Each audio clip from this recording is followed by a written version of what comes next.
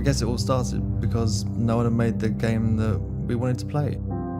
A game which really captured the spirit of the original movie, with an alien that was terrifying, massive, to make a game based not on action, but on horror and survival.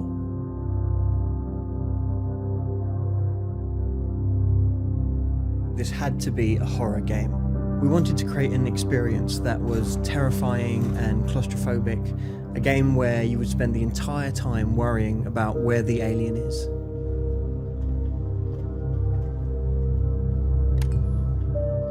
Instead of the player cutting down hundreds of aliens, we have them focus on a single creature. And when you meet it, your first reaction should be to back away and just find somewhere to hide.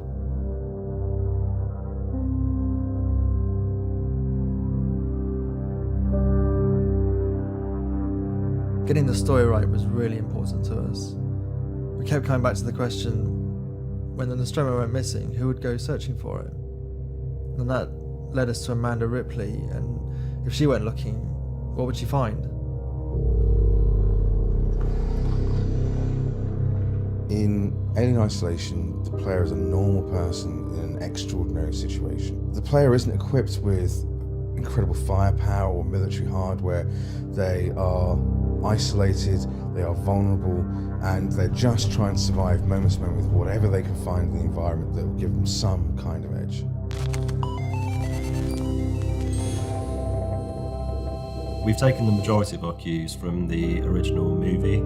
This kind of lo-fi sci-fi has informed just about every aspect of the art, from the architecture to the character design, the materials we're using, visual effects, lighting. Everything comes back to this 1970s view of the future. Everything in the game, all the technology, has this kind of mechanical push-button feel to it, and that's really important to us.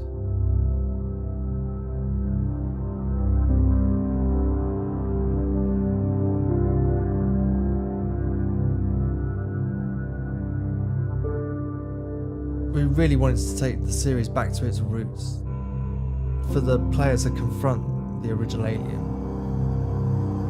We really wanted to make the Alien game that people have been waiting for.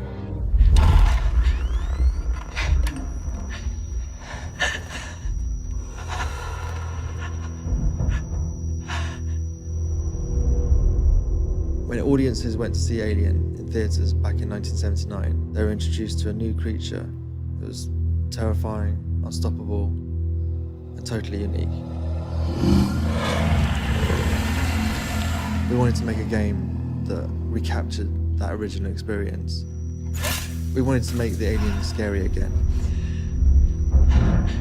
Depending on how cautious players are, we've seen encounters in Alien Isolation last well over 30 minutes in some cases, and this just can't be done with scripted behaviour.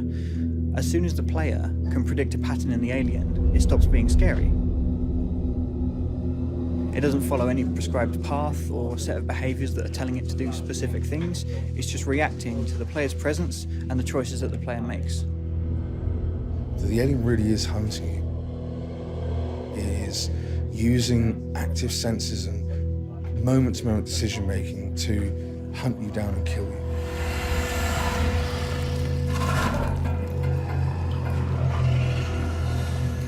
If you look back at the first film, it's mainly top body shots of the alien, the attack. Obviously we need to expand upon that and actually think about how he moves when he's slow, give that eerie, creepy feeling back to him, and when he's moving fast, be able to have that agility to get to you at any point and chase you down. The alien's huge and the environments are all down to scale with the film sets, and we need to move him through that at full speed. We don't want you to see discrete animations. What we want is smooth, continuous movement. We want him to look alive. This is an enemy that you need to avoid at all costs. An alien that is stalking you, that's intelligent, unpredictable, extremely dangerous. Even if you find a gun, your first thought is going to be, if I fire this, will the alien hear it? Alien Isolation is about encounters that are meaningful and terrifying, so that even when the alien isn't on screen, you'll be terrified by the thought that it'll be around the next corner. This is a game where you'll never feel safe. way to basketball state, and we have a serious situation. We have a situation we're trying to contain. We are in lockdown.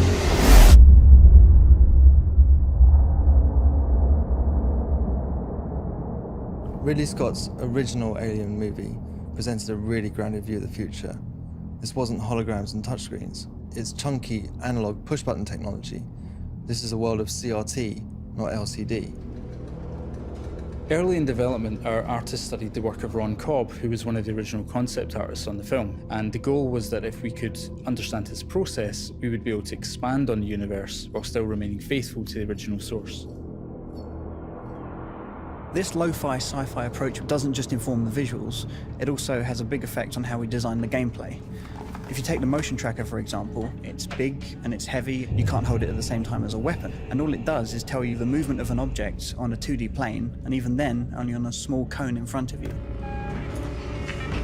In order to stay faithful to the source, we set ourselves a rule: we wouldn't build anything that couldn't have been built on the original set in 1979.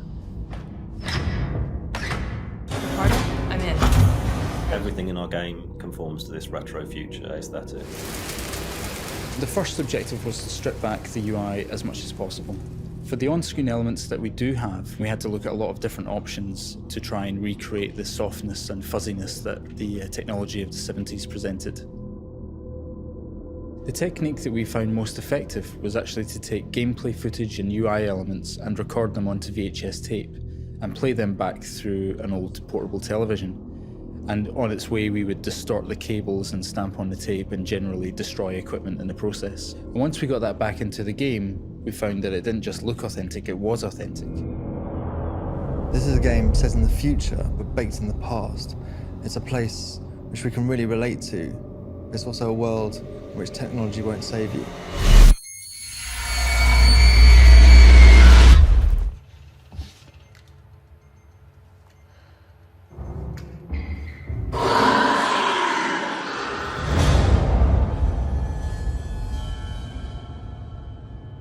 Sound is a massive component of any horror experience, and that's definitely the case with Alien. We wanted to be as authentic as possible when it came to recreating the sound of the original music, and so we put together our own orchestra from the best musicians that we knew around London, including some who had actually played on the original recordings with Jerry back in the 1970s.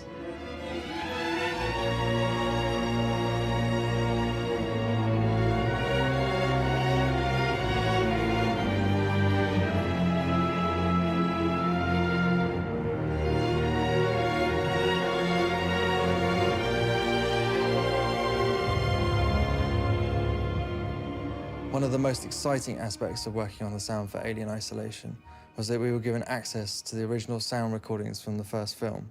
5A, Section 8. We were very lucky because we were able to find some very old recordings which showed the process by which the sound designers created a lot of those sounds, and we were able to recreate that process as accurately as we could.